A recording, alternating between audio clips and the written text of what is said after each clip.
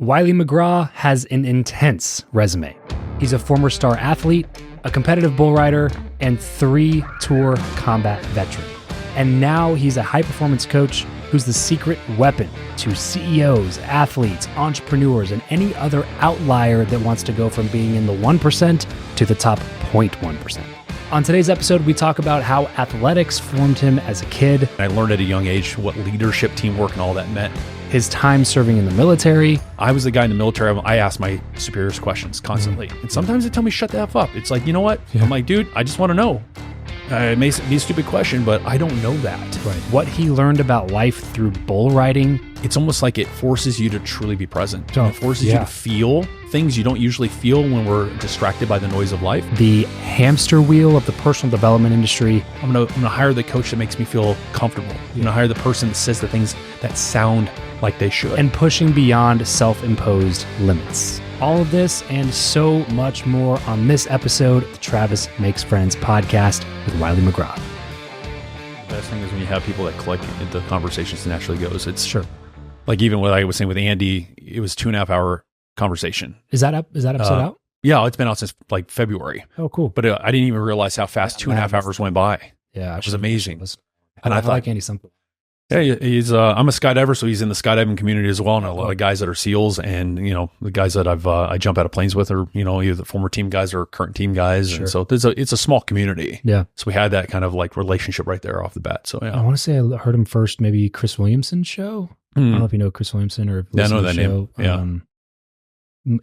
Has he been on Rogan? Has Andy something on Rogan? Yeah. Okay. Him and Andy, it was either on Rogan or Chris Williamson. Yeah, him and Rogan are good friends. And that's how Evan Hafer from Black Rifle met him, and of course Mike Glover from Fieldcraft Survival. They all kind of have their their relationship. So gotcha. Yeah, man.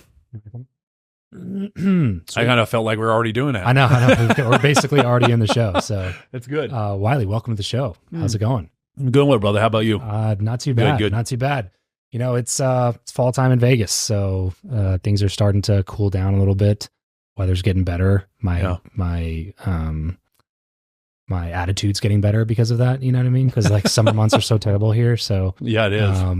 We get like 2 months of the perfect weather, and then it immediately goes cold. So we're like riding that transition. Well, it feels good outside right now. Yeah, right now it feels great. Yeah, I love like shorts, long sleeve shirt weather. Yeah, you know what I mean? Me too. Like you don't have to commit to one or the other, even if you don't have to go like a full sweatsuit. Right, you're confused when you're in a closet figuring out what am I going to do here. Right, it's like pants, t-shirt, shorts, long sleeve. Well, I'm from Southern California, so I kind of grew up spoiled with that Orange County weather. SoCal? Orange County. Okay. Yeah, so I grew up spoiled with our cold was a light hoodie and board shorts with flip-flops. 59. It's like, oh no, we see a 5 there. You know what I mean? Yeah, exactly. That's when people don't go out. It scares people in California. I just met a guy the other day in Sedona where I live, and he just moved out there from California, and he was cold, and it was 62.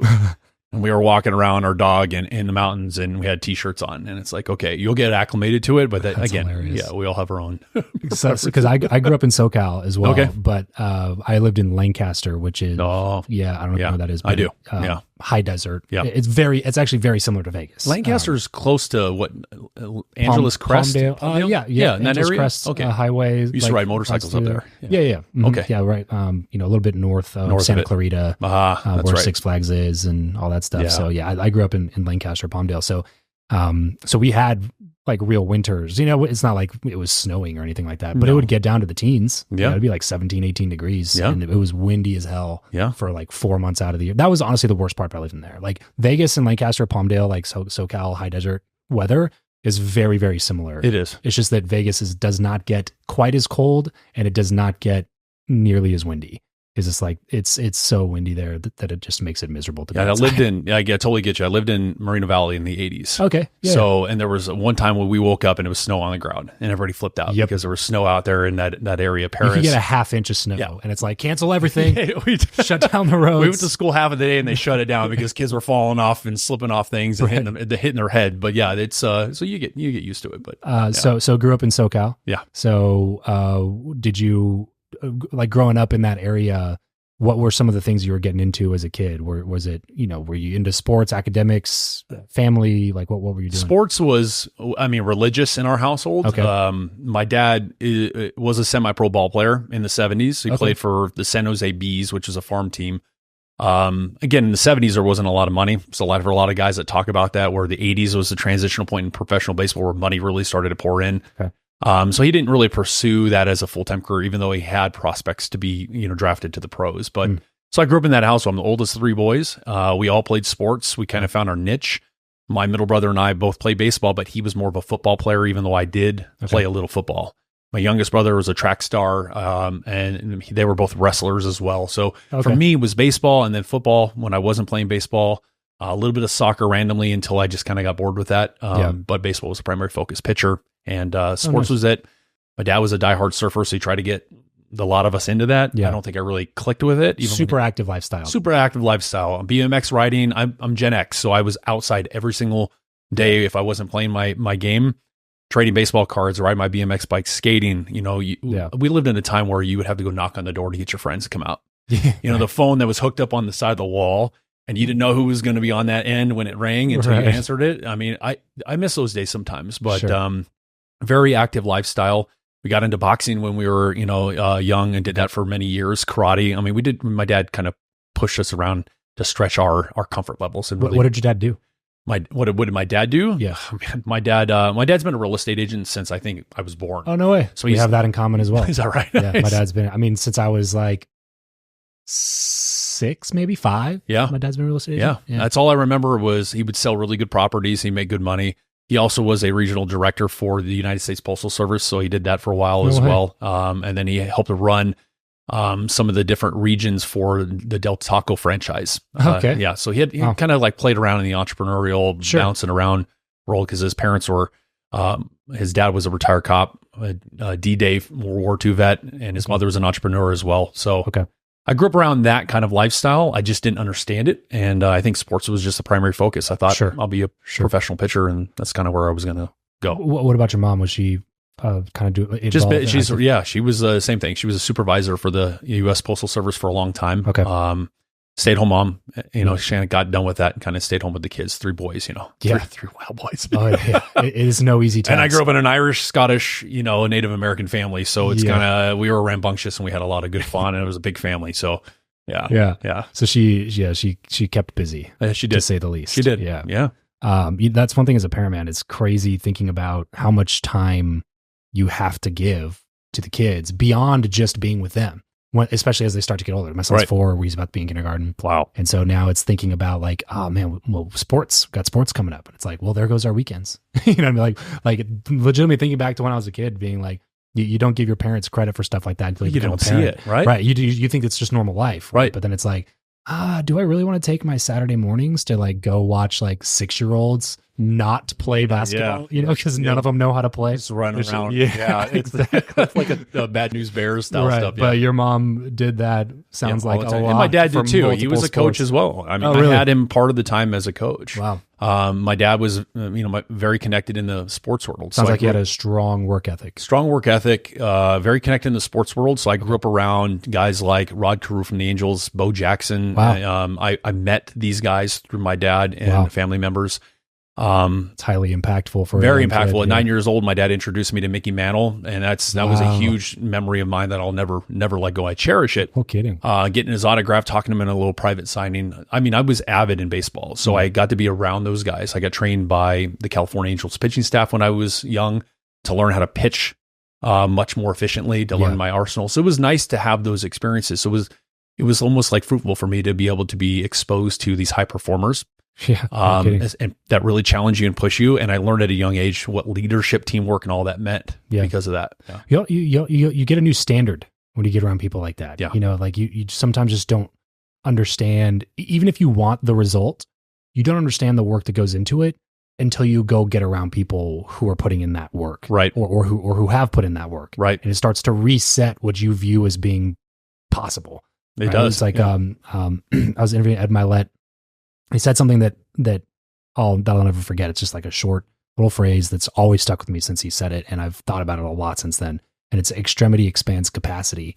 And that's what happens when you get around people like that, is you see that like you don't view yourself as being capable of doing some of these things. But then when you get around people who are doing them like every day, multiple times. You know what I mean? Yeah. It changes your definition of what you think is even possible. I look at it as the exposure therapy cliche. Sure. You're being exposed to it because, again, not everybody is built to be in those environments and to thrive and have their capacity reach those levels of potential. However, it doesn't mean that you can't learn something. It doesn't mean you can't be pushed, challenged, and stretched. Right. What I've discovered was in those experiences, what it made me recognize was, okay, where are my weaknesses? Where are my blind spots? Mm-hmm. Because these guys are going to expect me to show up every single day and perform like them, even though I'm 9. Right. You know what I mean? And it's like, so it was nice because I was throwing, I was throwing an 80-mile-an-hour fastball when I was 13 years old. So for me, that took all that effort and work and push. My dad was relentless with me. Sure. But that was because he knew the capacity I had. So I just realized, you know what? I loved it. I loved to play. I loved to be challenged and pushed. It was scary sometimes, but you stand on a mound as a pitcher, being the guy that's starting it all and holding the team together. You got to show up and you got to step up or you're going to fail. And it'll at least tell you if that's a passion that is still a passion. Right. Or you walk away from it. Yeah, right. You see like how much work goes into it and you're like, actually, I kind of don't really care that much about this. Right. Let's go find something I do care enough about to put in that amount of work because it's not this. And there are factors that can cause that to happen too outside of your own personal. So that's what I was going to ask you, especially as a parent now. As now I look at almost everything through the lens of like being a dad. And it's and it's something that I've thought about with my own kids. It's like where's the line in terms of like pushing them to be the best that they can be while also allowing them to be a kid and express their emotions and express who they are, but not allowing them to settle if that's not what they desire. You know what I'm saying? Like, I guess like, did you look back on that time at all? Like when you were going through it, did you look at it as like dad's being a hard ass? And now looking back on it, do you look at it like that at all? Or is it more like, I'm very thankful for that. I wasn't at the time, but now I am. I got to ask that question once or twice before yours. Okay. I look back and go, yes, at times I was irritated at my dad. It's normal to be that way. I think we beat ourselves up thinking we've got to just succumb to it and just do it because it's happening to us. But for me, there was times I didn't. I rebelled a little bit and I pushed back and I fought my dad tooth and nail through the process of really growing in being an athlete, but also being a son, being a good kid and getting good grades, winning awards, doing all those little things that you do as just a normal student. That was important to him too, as well. It was like your studies matter. You're going to do to be well-rounded. Be well-rounded. But my dad's very stoic. There was a lot of discipline in the household.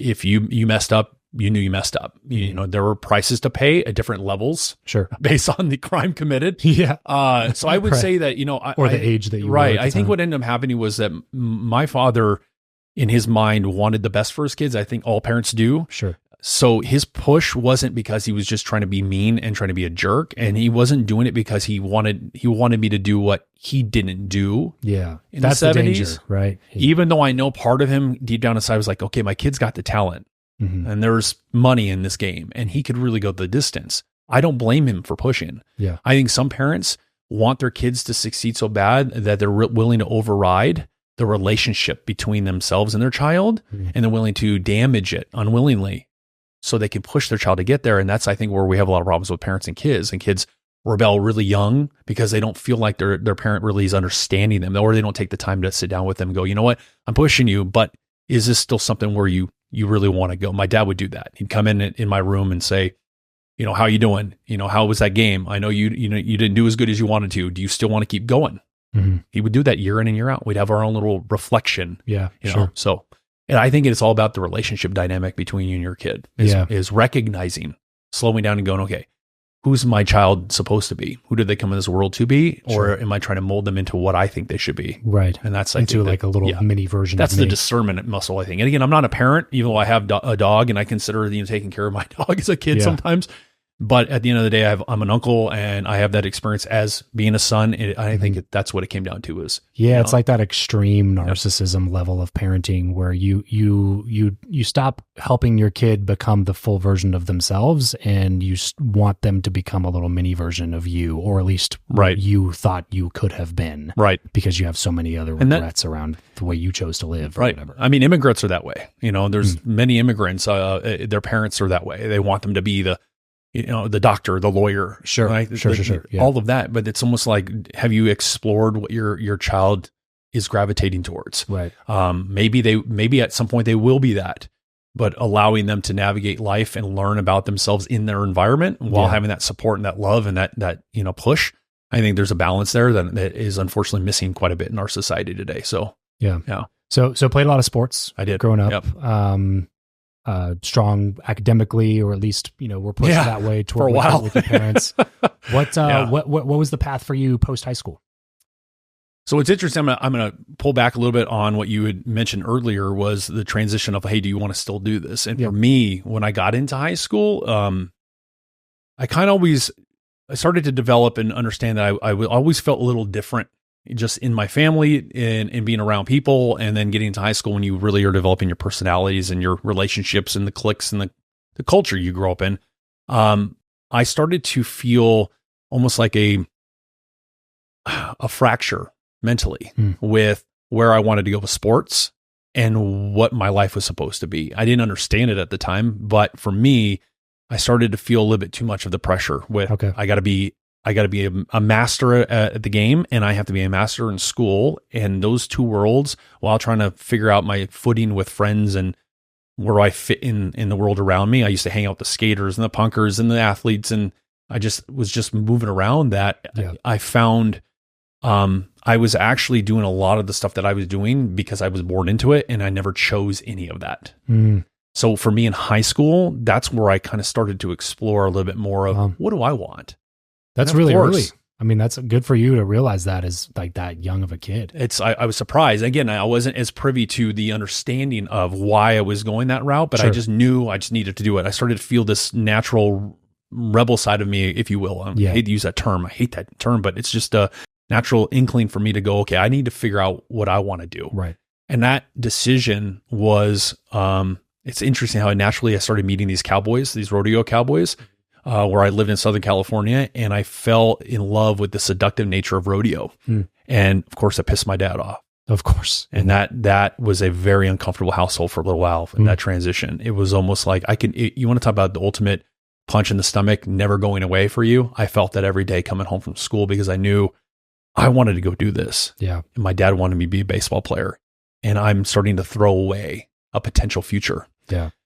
So we had arguments, we had fights, and my dad was really angry with me but I still did it anyway. And at 16 years old, I got on the back of my first bull, and I fell in love with it. And it was like a whole new world opened up to me. Southern California, Lake Elsinore. I was gonna say, is there there's got to be a little community of ranchers and stuff, because all over. There's people when you say SoCal, people automatically think the beaches and LA and Hollywood and all these other things, but there's a lot of rural areas all up and down Southern California, and some of the most beautiful, absolutely. I mean, you got to consider Corona, Norco, Lake Elsinore, all up inside the Inland Empire. They're Northern California. People are shocked. You're right. They're shocked. They think Southern California has got to be surfer. That's all it is. It's like the ditzy Valon and the surfer dude. And the reality is there's a lot of rodeo cowboys, ranchers, and people that are a little bit different out there. And I found them. So Lake Elsinore was where I rode for the first time. And it's interesting is at the time in the 90s, the professional rodeo circuit, majority of the guys that were on the circuit were from Southern California. Oh, no way. Yeah, it was interesting. But interesting. I was around a couple pro cowboys. They started to mentor me. They asked me after my first ride, do you want to do that again? And it's either a yes or a no. You know what I mean? There's not a lot of no. Yeah, let me ponder this, and I'm going to posit that maybe perhaps I might go. No, it doesn't work that way. And what's interesting is my very first ride, I fell off about 2.5 seconds, and the bull slip fell on me, and Charlie horsed my leg. And when he turned to get up off the ground, we locked eyes for a split second. And that frightened me, but it also turned me on. It's weird as it sounds. And when it turned me on, I felt a shock move through my body. And as I'm crawling away on my hands and knees to get the heck out of the arena, even though, I mean, it's not like he was the most ranked bull coming after me. Right. I didn't know. When I got up, that's when he came up. So you want to do that again? And I was like, hell yes, I do. I don't know. It just came out of me. So I started riding every weekend, and I did that for the next 5 years. Every weekend. Even when I joined the military in my junior year in high school, I was still riding bulls.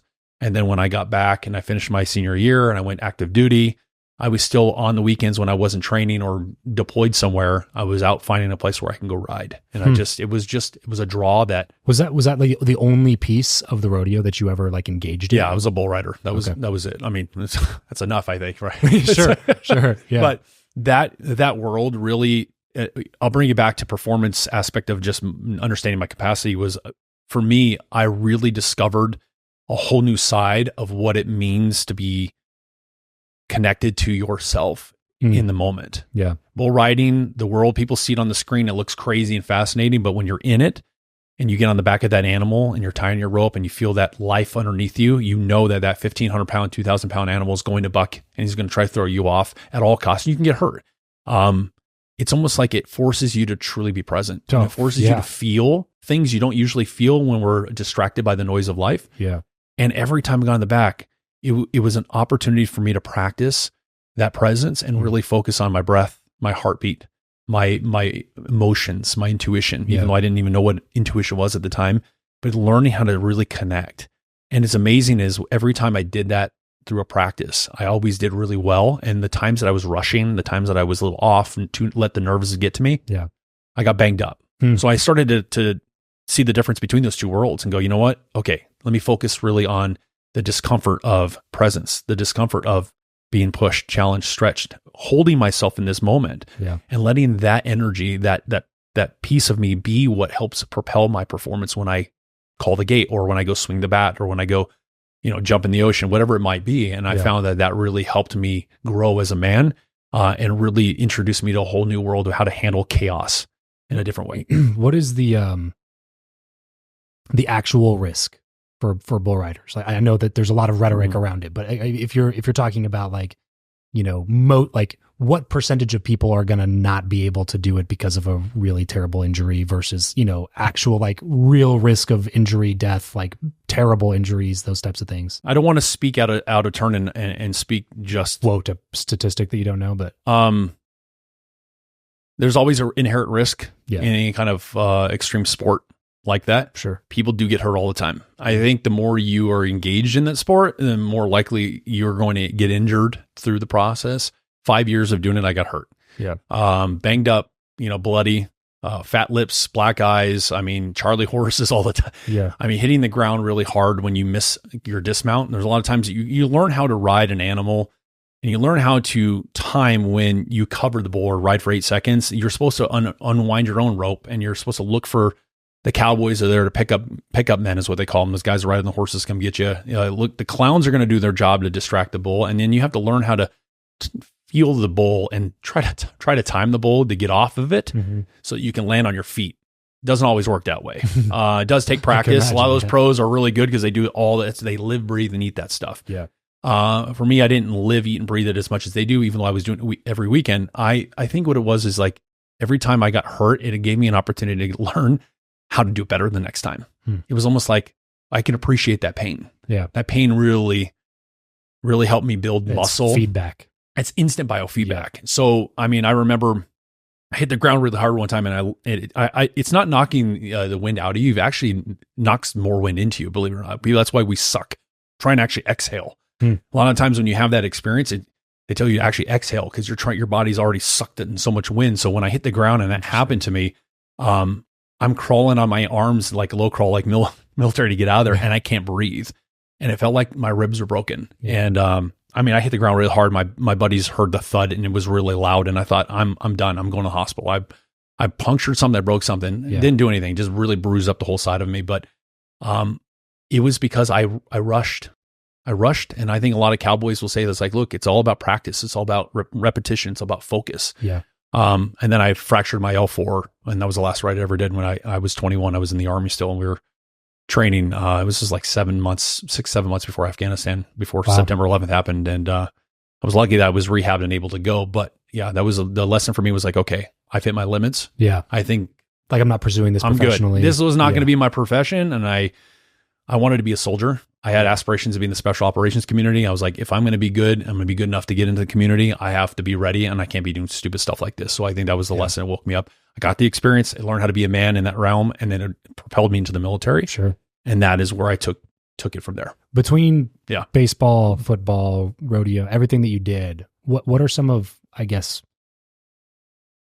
not necessarily like lessons you took away from sports, but like what would you say to parents who maybe didn't grow up, like you grew up really active lifestyle with really active parents who pushed you to do these things and gave you these opportunities, introduced you to your heroes and Yeah. It seems rather obvious that you would end up being in athletics growing up in a household like that. But for maybe some parents who didn't grow up being athletic and maybe almost vilify it because maybe they were made fun of by people who were the jocks in school and they were the nerd and you know what I mean? But I guess what would you say to people who are considering putting their kids in sports but don't really know anything about it and don't really know how to navigate it?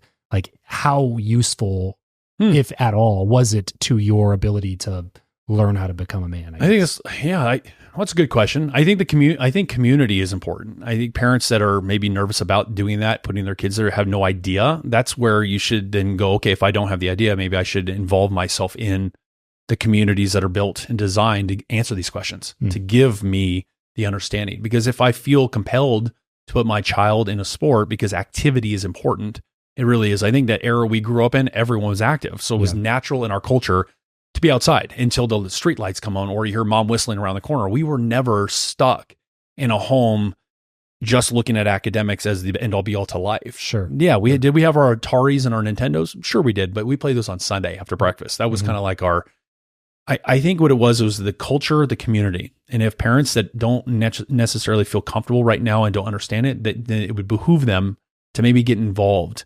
in parent-teacher stuff, community boards, finding athletics that might fit their son's capabilities, their daughter's capabilities. Because at the end of the day, I think sometimes parents will put their child in a football, should probably be a track star. Sure. Yeah. Right. And it's like, no offense to them, but hey, you can tell. Right. The small, frail, framed person may not be the person you put into, the full contact sport. Sure. Or maybe they want to, and you give them the opportunity to have the experience. Yeah, to overcome. You're willing to go, you know what?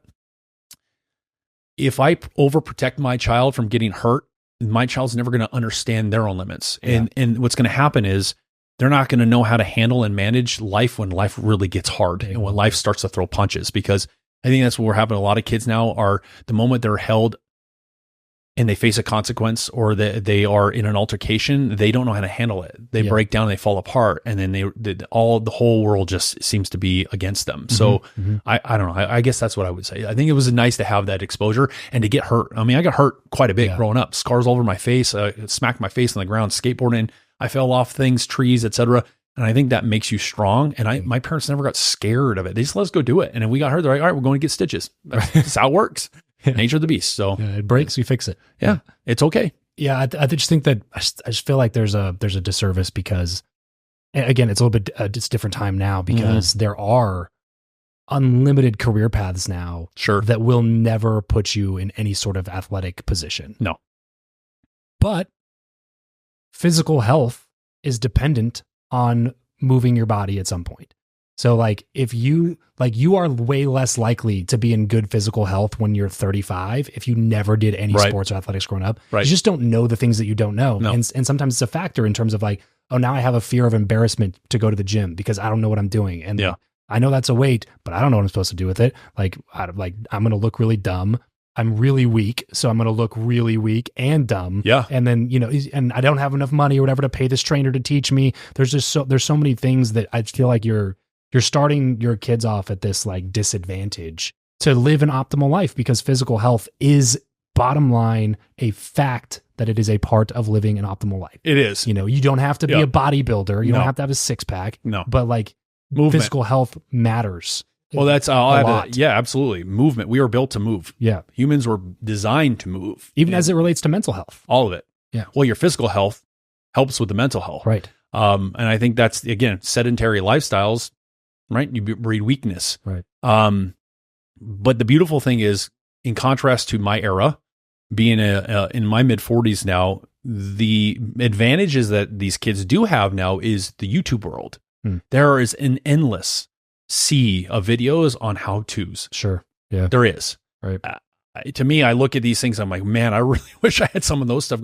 But we're in a different era and we learn through our real world experiences by being thrown out in the wild. Right. Doesn't mean that this nowadays, they can't look at a video and go, okay, if I don't know how to lift a weight, I can go online. I can look at, there's a guy on there on social media, Joey Swole. He's this big, does this mind your business stuff on Twitter and things like that. But he's a bodybuilder and he loves helping young kids who don't know. The ones that are are unaware of how to do these things. There are other people out there that are willing to do that. They make these free things for them to learn it. I think that's the thing is parents can go, you know what? I don't have to feel so overwhelmed. But the problem is people are afraid to take action. It's sometimes when I even get up, I get up at 4 a.m. every morning, sometimes 4:30, depends, I'm a little lazy that day. And I go to the gym because nobody's at the gym. Yeah. And I like that, or I go out rucking in the mountains or whatever, and I like it because it's peaceful and quiet. There are some days like, I'm like, dude, I don't really want to do this, but I take the action and I go do it anyway. I might sit there for a few minutes as long as I'm in the environment I said I want to be in. Yep. It's amazing how maybe I'll walk 100 yards. Yeah, right. And I'll stop and sit down on the mountain. And I go, you know what? I feel like doing another 100. It's like breaking through the barrier of lack of movement. Taking action, even if it's that small of a step, is so much more important than it is to just avoid it because you're afraid of looking stupid or not knowing how to do it. And honestly, asking questions, I don't care what anybody says. It's like I was the guy in the military. I ask my superiors questions constantly. And sometimes they tell me, shut the F up. It's like, you know what? I'm like, dude, I just want to know. It may be a stupid question, but I don't know that. Right. And I felt embarrassed. My face would get hot. Right. But I did it anyway. I felt this like, I got to know it. Yeah. So I think that people need to start doing that too. Well, it's like the most dangerous type of person to be is somebody who pretends to know something and will not ask the question to clarify, even though they don't know what it is. Yeah. And especially in a military setting, like that is a definition of a dangerous person. Yeah. Dunning-Kruger in a full effect, they're overly confident about their confidence and have no idea they're not as good as what they really think they are. Yeah. Unearned confidence. Absolutely. Yeah. Detrimental, not willing to ask questions because it might expose them as a fraud that they know themselves to be. It's a recipe for failure regardless of the career path that you choose. Yeah. And there's always something you can do. If you're going to be a computer geek, there's things you can go play badminton. There's so much activity involved in doing. People hear that and they laugh, go badminton. Those guys and gals move around on those courts. Yep. There's movement there. Do something that you find yourself fascinated by that gives your body movement, because a little bit of movement is better than zero whatsoever. Right. And it does in fact build upon itself. And I just remember getting out of the military and I was like, I want to learn how to lift weights the right way. I want to get a little bit bigger. I want to get in some really serious shape. Yeah. And I went to the guy that I was working private security with, and he was a power lifter. And I was like, hey man, train me. And he goes, all right. Yeah. Simple as that. I just didn't, what do I got to lose? The guy can say no. Okay, great. Right. And he trained me and I started getting into it, and I started powerlifting for a while, and I really enjoyed how good it felt. But you never know until you ask the question. And I think, so my dad said, closed mouths don't get fed, so. Right. Even, dude, it's just like even small stuff, going for walks. Yeah. All the time. Yeah. Those are the best. Play pickleball. Yeah. Whatever it is, ping pong, do something. I love physical. Ping pong, by the way, that's a good, dude, what's funny is when you are used to doing something for a while and then you stop doing it, and then you go back to doing it and you realize if you whenever I stopped playing ping pong for a long time and I go play again, it was like my legs are sore the next day almost because of how many times you bend over to pick up the ball. Right. It's like you're moving around. Yeah. It's like, man, this actually burns some calories. It does. Playing ping pong. Like you just don't think that it would. Absolutely. But you get out there and you have some competition. Yeah. It's like, man, I'm sweating my ass off by the time I'm done playing ping pong. It is. It's a good time. Yeah. Just movement matters. We're built to move. And if you don't, you suffer. Right. Yeah. Right. With the work that you're doing now, you have a lot of other things that are on your plate. Where do you, I guess, perceive your calling, your purpose? Like, where do you feel is like you doing your best work? Right. That's perfect timing, the question. It's interesting because the last 14 years now, I can't believe it's been 14 years. The work I do, I've been behind the scenes. So the pandemic forced me kind of come out, and a lot of things were kind of going to crap with leadership and the personal development space, and people just failing miserably. The whole experience with the pandemic forced me to kind of come out of the shadows, if you will, because I wasn't going to meetings anymore, conferences, private parties, et cetera. And I've only worked, with a couple, 2-3 people every year for the last 14 years, leaders, CEOs, celebrities, professional athletes, as my clients like to call me their performance accelerator. But at the end of the day, the nature of my work is so unconventional, and uniquely different to what is typically taught, sold, and marketed in the personal development space. So I feel like an anomaly, if you will, out in the world, because I ask of people to do things that they normally would not want to do, and they tend to run away from that stuff. So the last 14 years, it's been great. I think the last year, I've kind of taken a step back, slow down a little bit, to pivot and figure out what do I want to do, because given how the world's going right now with everything going on overseas, impending new conflicts that are in fact coming, the nature of the hyperpolarization in our political landscape and Americans fighting each other, it's almost like, where can I go now and use my skills and use my gift that I was born to this world with? Where is it that I can take what it is that I know and I can plug it into something a little bit bigger to have a more substantial impact, to help affect the changes that we're going through? And it's interesting is I've had some conversations with some colonels that I know lately, and I've had a lot of people ask me that I should consider going back into the military now, which I'm like, okay, I'm almost 44 years old. I'm going, really? Like, yeah, we need people like you to come back in. Veterans need to get back into the military. And I'm like, okay, I served 5.5 years as a light infantryman with the 101st Airborne Division. I had 3 tours overseas. I went to combat in Afghanistan and Iraq.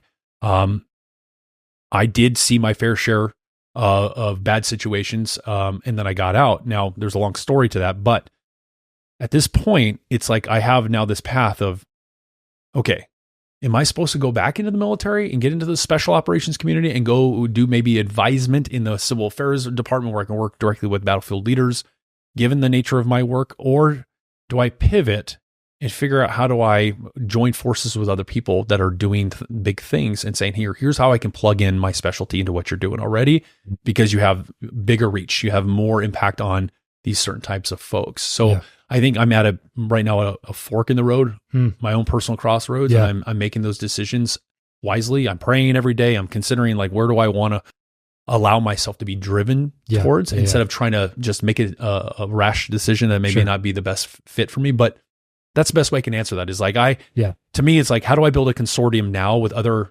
veterans in positions of influence and power, other leaders, so I can add in the nature of me as this, confidant and advisor, accelerator to really help push leadership in a new direction and help challenge the status quo that's typically being offered to these types of people. And how do I help disrupt the way things are kind of falling apart right now? Or do I go back in the military, and a couple of these colonels like, you should go and you should get into the special forces pipeline. I talked to a recruiter like, yes, well, we can bring you back in. We can get you into into this pipeline, and you can go try out to be a Green Beret, and you can go work in that realm. I was like, okay, great. Now I have what it is that I'm looking for on the table, and now we can make our decision based on. So that's where I'm at right now. When you're faced with a decision like this, I think this would be really helpful for people listening. When it's like a life altering thing, when it's like literally these two paths, though they are congruent or similar, maybe even parallel, they take me to wildly different places. How do you make decisions like that? Do you is there some type of a deadline that you put on yourself? Is this kind of like I'll sit on it until I feel like something's like, is there a structure or a system? If you were your own high performance client that was coming against a decision like this, how would you coach them to make it? Well, the beautiful thing is, if I was my own client, I would absolutely strip away everything that is traditionally done when it comes to decision making. So most people, most leaders, most influencers, those that are highly driven people, have their set ways and protocols on how they make decisions. They've built empires based on that. But if they want to advance far beyond that, and they want to change direction, and they want to expand in ways they haven't done yet, they have to abandon those old principles, and they have to be willing to do a little bit more of the unconventional approach to, where else can I tap into maybe unseen potential that I have not been able to access yet for myself, and then make decisions from there. And for me, it's not about forcing a decision. It's not about waiting for it. I don't sit on these things. I have my faith. I pray. I wake up. I stick to my guns and do the things I need to get done. I have conversations. I'm willing to put myself on a limb and explore what may or may not be a good fit. When things come to me, I engage in them. And sometimes when I engage them and they fall off, that wasn't the right door. Sometimes when they do and they continue to open, I follow that path. I think we get caught up in our own heads thinking it has to be done this way. So if I make the decision, I have to go that way, because if I go back into the military which it's crazy to even think, but I'm still training like it every day. I mean, I'm already humping in the mountains with 35, 40 pounds on my back. I run every day. I go to the gym, weight lift. I'm like, just in case, Sure. get myself ready, but I like to work out. If I force myself to go in that direction, it may not be the best decision for me right now. I may choose to sign that contract, not make it through a certain pipeline, or, I'm motivated. So I would be gritting my teeth to drive through and make it. Yeah. But maybe that's not the right path for me. Maybe I get there and I'm like, this is not what I really wanted to do. Maybe this is not the place I should have been. Yeah. And I should have listened to, when that door opened up, my partner tell me, hey, you should have that conversation with that guy who wants to kind of build a mastermind with you, maybe explore what that means, working with, 20 high level people, leaders, et cetera, together, given his background, yours, and maybe you should have gone that route. And I go, you know what doors are naturally, authentically moving for me? Let me walk through them. Let me have the conversations, and the right ones will ultimately present themselves. And then I decide and act on those. So I don't force someone unless it's absolutely necessary, unless I know for a fact that they need to be pushed in that direction. How much is time a factor, right? Is like, so, and not in the context of making the decision, but in the context of the potential paths forward, right? Meaning that like in 10 years from now, probably special forces is not going to be on the table. Oh, right. No. Like, but starting a mastermind and helping 20 leaders definitely is on the table. You can do that when you're 70. Yeah. Right. Like, is that like, are there certain, I guess, weighted factors within that decision-making process that you're considering when you? I'm considering absolutely the timing right now. Yeah. Because I'm looking at it this way. I am rehabbing a couple old injuries from riding sport bikes, from just being an athlete. I jump out of airplanes. I've done it for the last 9 years. So I have to rehab some old injuries. The VA is taking care of that. I'm talking to recruiters. We're kind of going through the process. Yeah. It could be 6 months to a year before I remotely even have an opportunity to sit down with MEPS and discuss the contract. Gotcha.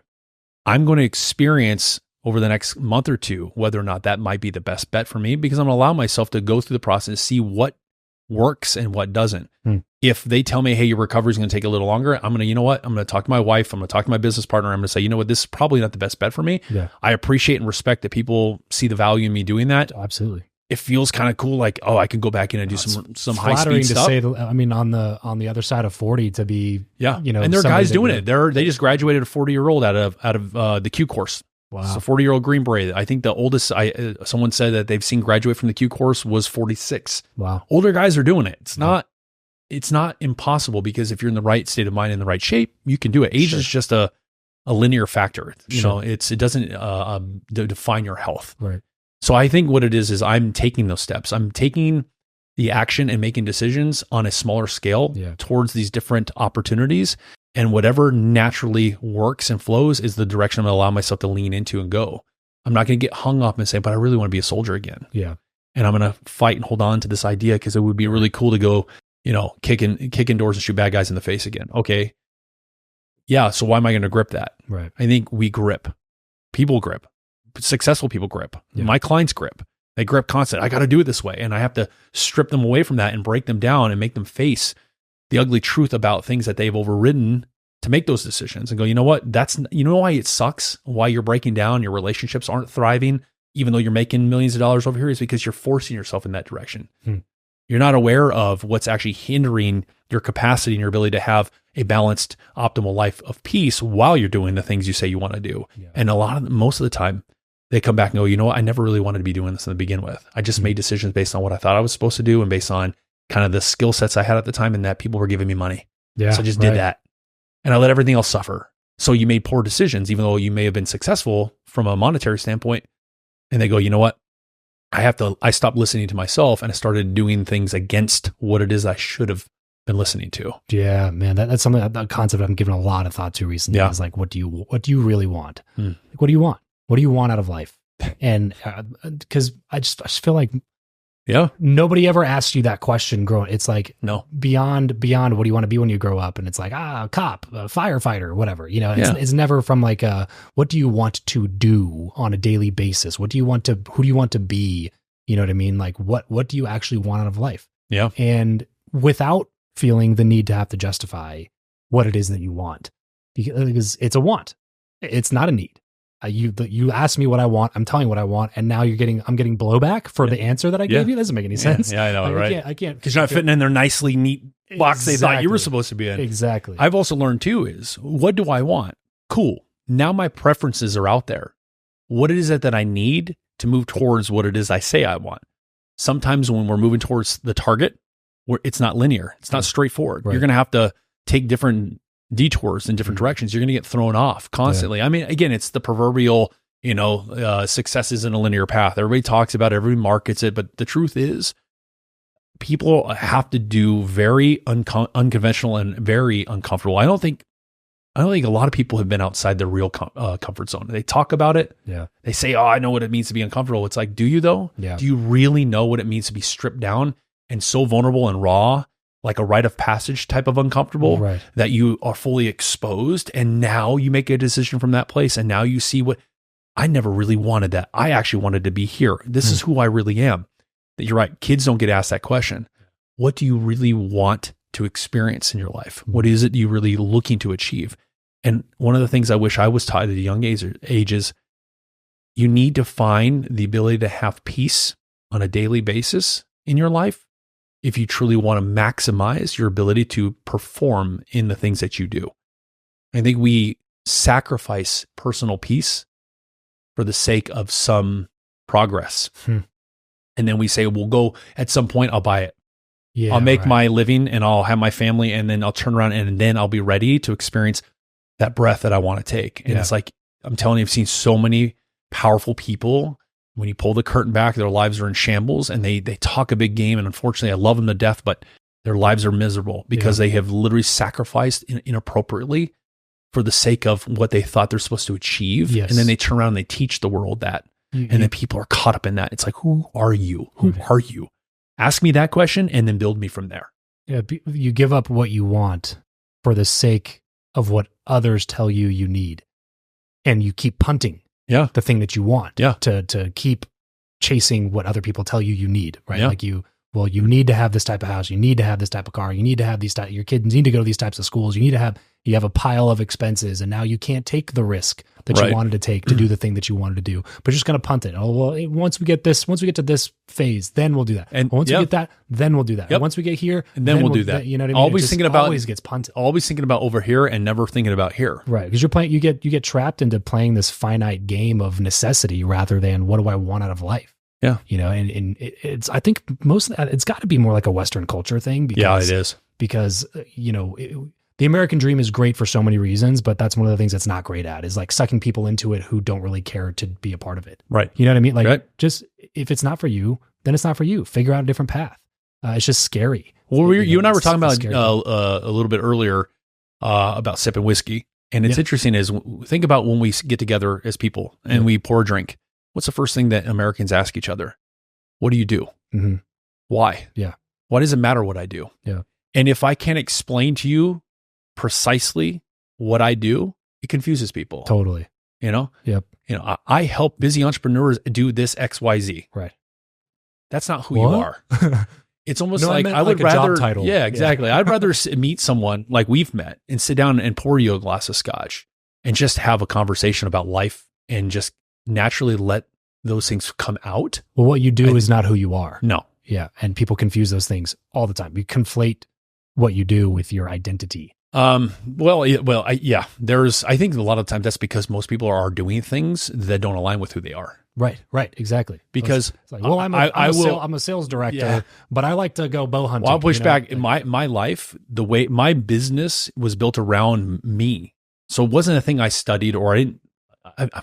I don't know. I'm gonna be a little controversial here, but I don't like the personal development space. I don't like the whole self-help world. I think it's become another version of big pharma. It's customers that are dependent on coaches, consultants, masterminds, and programs, books, seminars, audio tapes, endless regurgitation of the similar concepts that everybody packages with their own branding and their own color and say, hey, here's who I am. Yeah. Not to say that there aren't people out there that do good stuff and help people.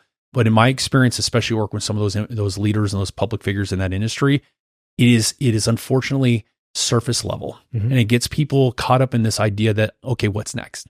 what we just talked about. What's next? Who am I? What's next? Who am I? Where do I go? Where do I go? And nobody understands truly what they're actually capable of and what they should be doing. In my work, it's who I am. It's not an identity. It's just how I was built. I'm a relationship-oriented person. The work I do is about sacrificing my time for the sake of the results that I want that person that's in front of me to get. And I think we are selling our time and we're not getting results. People are too busy focusing on like your time, my time. We have the same amount of time. My time's not more important than yours, and yours is not more important than mine. You know what's important? Now, I'm not saying that with family and stuff like that, but what I mean is in a business context, what matters is what you do with that time. Yes. That is important. Travis, so what you do with your time is valuable. What I do with mine is valuable. How do we find that place where that can create maximum benefit for you or I, depending on the dynamic? That whole industry has gotten swept up in this world. It's tens of billions, if not hundreds of billions of dollars a year, because people are lost and don't know who they are. Yeah. They're not approaching it from what scares me the most, like bull riding that can really stretch me and challenge me. Yeah. They like I'm gonna hire the coach that makes me feel comfortable. Yeah. I'm gonna hire the person that says the things that sound like they should. Well, they're on the hamster wheel. Yeah. So that's why I want to bring that, because we were talking about identity, and that's where people get lost in their identity. It's like, oh, you know what? I'm gonna buy Grant Cardone's thing, or I'm gonna go get Tony Robbins' thing, or Brendan Burchard, or Joe Polish from Genius Network, which some of these guys I know. And it's like, I'm gonna buy it because I saw how they did it, so I'm gonna buy it because it can help me too. And it's like, okay. Yep. But who are you? Right. Are you just another part of the marketing machine that is, or are you truly trying to find out what you're capable of? And maybe that direction is not the right thing for you. Right. And they get lost, and 20 years later, they turn around and go, what did I do? Right. I spent like my clients' problems, millions of dollars on personal growth, and they're still broken. It's like, okay, now you're ready to get after it the right way. Yeah. So, well, I totally agree with you. The industry's literally, I think it's on our YouTube channel. If it's not, it used to be. But it says self-help without all the bullshit. I think I saw that. Yeah. That's kind of my, it's like self-help is inherently a good thing. Like you have to help yourself. Formal or self-education to me is always greater than formal education.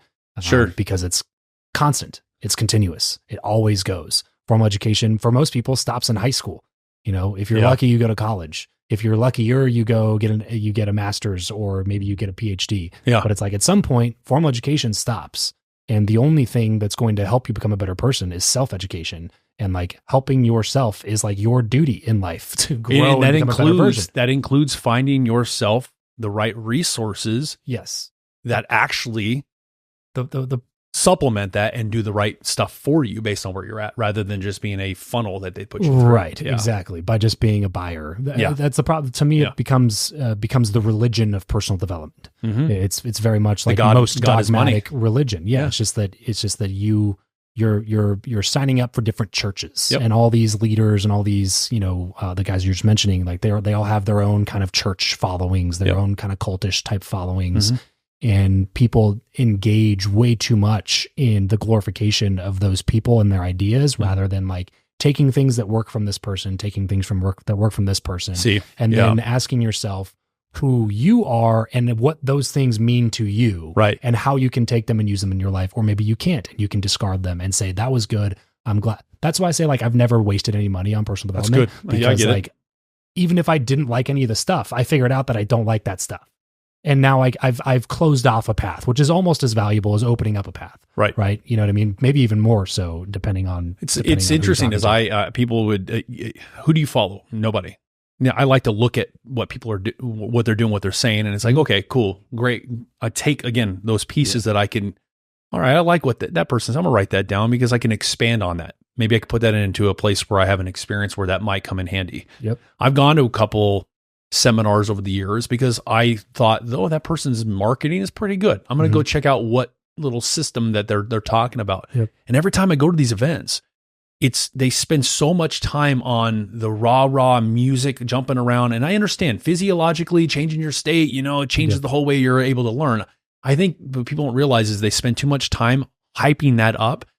And the people on stage, what they're doing is they're trying to make money. Mm-hmm. That's an audience of 700 people. I had a client who was a public figure who did that. I have 750 people in this audience, and here's what we want to make. And it's like, we had to redirect that entire focus. And it's amazing how he ended up making even more money when he stopped looking at them as numbers and ways in which he can market them to buy his stuff and realize, I want to sell my coaching services to the right people who are ready for what I offer. And I'm going to tell them the truth. Who stand to gain the most from what I can do. It's not about how do I make my bottom line maximum, because I think that's what people focus on. And again, the god of money in the personal development space. If you look at everybody's marketing is, let me show you how to X your business. Let me show you how to take your yearly revenue, make it your monthly. Let me show you how to make this amount of money.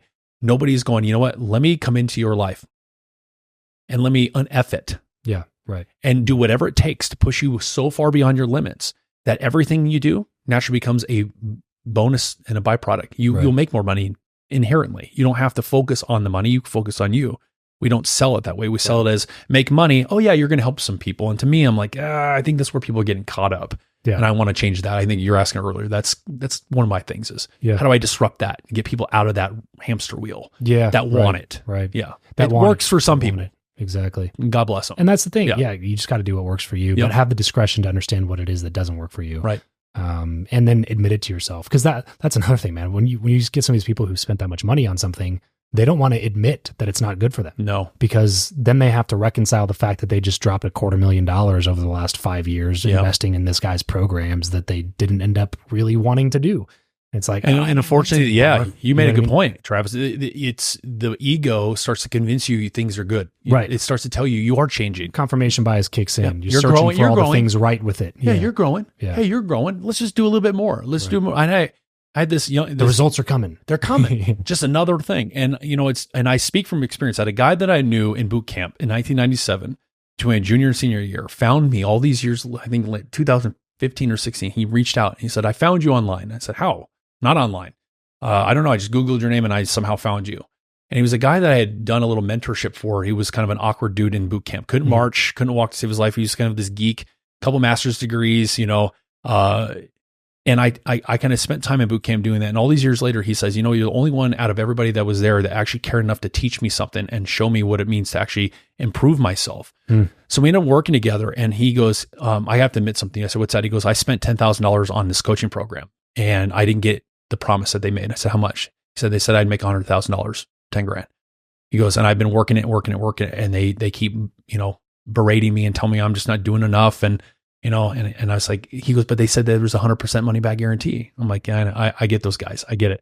We ended up fighting this company and getting him his money back and then some. They gave him an extra like $3,000 back on top of it. But what it showed me was how these companies, unfortunately, are just allowing anybody to in because it's all about absolutely.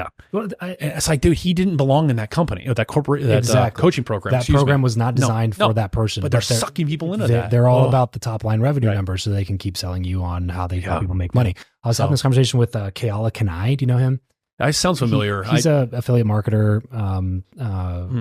But it sounds familiar, but I can't put $100 million online in the last 4 or 5 years. Good for him. And that's like the crux of our whole conversation was basically talking about how marketers have to shift from being marketers and shift into building products and like doing a good job at their like building a real business. Yeah. Because if you suck at that stuff, then go partner with somebody or work for somebody else who already has the product.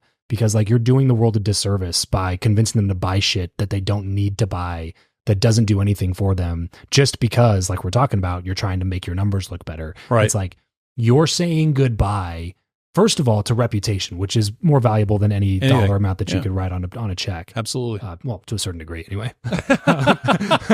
At some point, you can just fuck off. I get you. But you know what I'm saying. I get you. So you're risking future reputation. Yeah. And you're playing this super short-term money game. You're also risking long-term revenue by providing shitty products for a high price just because you can sell it. I tell people all the time, like, just because you can sell it doesn't mean you should sell it. Right. If you can't get the result that you're saying you can get for that person, then ultimately it's not going to come back good on you. It's going to come back on you in the form of stress, pissed off clients, chargebacks, refunds, and then again, damaged reputation, bad reviews online. Yeah. Like it's only going to hurt you in the long run to just sell to anybody just because you're trying to make money. And then rather than selling people you can actually help. And then you know what you hear? People get tired of the word coach. Yes, they're burned out. Everybody's a coach. The coach who coaches on coaching. So then you know what it does? It makes it harder for people to actually give a crap to do their job. Yep. Because then you're out here going, you know what? I really do actually care about my relationships and the people that I want to help. And they're more skeptical and they're more hesitant. And now they're wasting time suffering because they think I'm just going to be like everybody else. We're jaded. We're really jaded. Yep. It's why it's like even the clientele that I've worked with, I'm built to work with these leaders because they have the biggest impact on the millions, the masses, et cetera. And they don't understand when I meet them. Okay, I don't understand what you do. However, I feel like there's something more challenging, more dynamic, more relationship based here. I can feel the trust, the love, and the care you actually have. Yeah. I want to lean into that. Now, these are people that write very significant checks to invest. No contracts. Everything I've ever done for 14 years has been handshake. It's all about relationships. I'm third party. People introduce me to people. This is the guy I was working with. You want to see why my life's different? Here you go. Yeah. And I have spent sometimes 5 to 8 months, depending on the person, calibrating, connecting with them, building a relationship long before I've ever said, you got to write me a check. And I've had people shame me for that. You wasted all that time on that person and that person didn't become a client. Yeah. Because I care. That person got introduced to me. So define waste. It's not waste because I give them my time, my energy. I sometimes use my resources because to me, the mission, the work is the most important thing. The bottom line will come. I trust that more than I trust anything when it comes to my work. And they don't understand that. They're like, why are you still doing this? And it's because the moment I meet someone and we connect and all of this exposure happens with what's going on in their personal lives, it's almost like a doctor cutting someone open and leaving them bleeding on the table. It's like, I'm not going to leave you on the OR. I'm going to stitch you up, even if you don't end up coming back. And it's amazing how it's like, I'll let that person go and then the next person comes and then they write that they're ready to jump. Yeah. And then we work together and now I'm working with that client. So to me, it's like, exactly. I'm not asking everybody to be like me. Nobody's going to be like me. It's just, I just can see where people are lacking in their ability to know what is right for them because they're so caught up in the glam of that marketing machine that says, hey, check out all the cool stuff I've got. I can X your business. And the reality is I've seen products that have the worst websites in the world, but they have the best product. I'd rather buy that than someone who's got the flashy, Lamborghini next to the private jet, branding. So. Yeah, one of my core values and really the crux of this entire show since the beginning, and it's are really like how I typically sign off most shows is leave every relationship better than you found it. Yeah. And it's that ethos. It's not supposed to be just this trite saying. It's that ethos. It's living the idea of like, even if this person can't objectively cannot benefit me now or in the future, or I have no idea how they could, it is still my responsibility to help in ways that I can help. You know what I mean? Without obviously you can't just go around helping people for free all the time, or else you would not get what you're saying. Pay your bills. Yeah, discernment matters. To leave every relationship better than you found it, meaning that even if I find out that we can't work together, it's like, oh well, you're not really a good fit for us, or oh, you're already working with that person. Oh, it's just like, well, what can I do? Like, yeah, maybe we're not going to work together. Maybe they're not going to pay me. Maybe I'm not going to become a client. But oh, you know what? I do have this one guy that I think might be a good fit for you. Or you know what? I talked to this other person, or here's a book that I was interested in, or here's this thing. It's just like how can I leave this interaction having made this relationship a little bit stronger? And if you do that over time, like you said, you'll never have to worry about the money coming in, at least to the extent that your bills are paid. You know what I mean? Like you'll just never have to worry about that stuff. It will always come back to you in some regard. And I just hold that as a belief. No, I appreciate that. Yeah. I mean, it matters. I think people get too short-sighted. Yeah. And even go back to the beginning of our conversation, parents, et cetera, we all get too short-sighted on, what's next. We get too short-sighted on, I got to collect it now. And it goes back to the scarcity thing and following the path of necessity. Because like, if you're in scarcity, then you genuinely believe that. Yeah. You're like, well, I got to get money out of this person because how am I going to pay my bills? And how am I going to do that? And how am I going to do this? You're living in this void of abundance. And look what it does. It makes money, you treat people that way. It makes money the god. Right. And you're in it to serve yourself. And I think that, again, being former military, and a lot of military guys will say this, selfless service is, people go, why did you do it? Selfless service is just sometimes ingrained in certain people. And those are principles and values that, I personally, it's almost like I can feel the pain of people on a daily basis. And I understand what it's like when people look right past you, and it's like, when I got in the military, it's, getting your feet wet back in the civilian world, trying to find your place again, new mission. Sometimes people look right over you. They look right through you. So I think it's important is like, you know what, I'm going to do what I can and do my part. I don't always give money to homeless people on the street, but I might buy them food. There are some people that depend on their sign and good marketing and will go to that part. Hey, I just need $1. I'll give them $1. You know, I have guys that say, I would just love a Coke, you know, and I'll got them a burger, fries, and a Coke. I do what I can where I can. You have to discern though. You can't just haphazardly give yourself away to every single thing in the world. Correct. However, the focus on how is it that I want to see the world that I say that I want to live in operate? And for me, I think if we can get people back on track with like truly discerning where their heart is and who they are, and then they'll find that maybe perhaps what they're doing is not necessarily the right thing. And now there's some people who are just, I don't care. I don't want to make money and I'm going to sell to anybody and everybody and do whatever I can to do that. But, you know, you and I are obviously talking about those that are in alignment with who we are. So sure. Yeah. Well, listen, man, I could keep talking to you for a long time. I wish we could have talked a little bit more about what it was like being an active duty service member during 9/11 and things like that. But we're coming up on the end. I want to make sure that we talk a little bit about the podcast that you're coming out with, which you gave me this really cool flask for, Wise Words and Whiskey with Wylie McGraw. What's the thought? Well, I have, it's interesting. I have 26 episodes done, 6 that are being produced right now. Some really cool guests, but the premise behind it was conversations like this. I didn't look at it as a thing to do because everybody else was doing it. I didn't even want to do a podcast. My business partner and some other people were like, look, you like whiskey, you like having fun great conversations with people and just kind of shooting the shit and unpacking things and talking about high performance living, all things when it comes to human performance. Why don't you do like a cool little podcast where you just mix the two together? Yeah. And so what ended up happening is I basically at this point, I send all my guests a very specific bottle of whiskey. Oh, cool. That matches their personality and who they are based on the conversation we're going to have. The guest doesn't know what I'm going to talk about.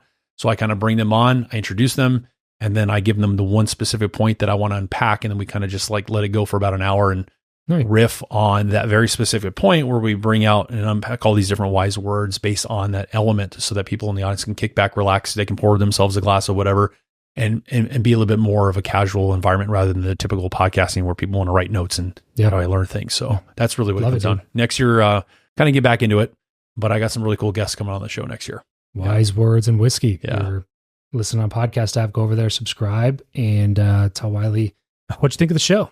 So, I appreciate that, brother. Yeah, of course. Yeah, dude, this is a lot of fun. Maybe we can do a part 2 sometime. And absolutely. Talk a little bit more about some of the more specifics specific questions that I had in mind. But yeah, this over an hour went by pretty quick. So it does. We'll bring you back on at some point. We're pretty close anyway. A couple hours away. Yeah, so. few hours. Yeah, dude. All right, I appreciate it. If you're listening right now, be sure to hit the subscribe button. If you're on Apple Podcasts, Spotify, hit the follow button. 5-star ratings review always go a really long way for us. And remember to leave every relationship better than you found it.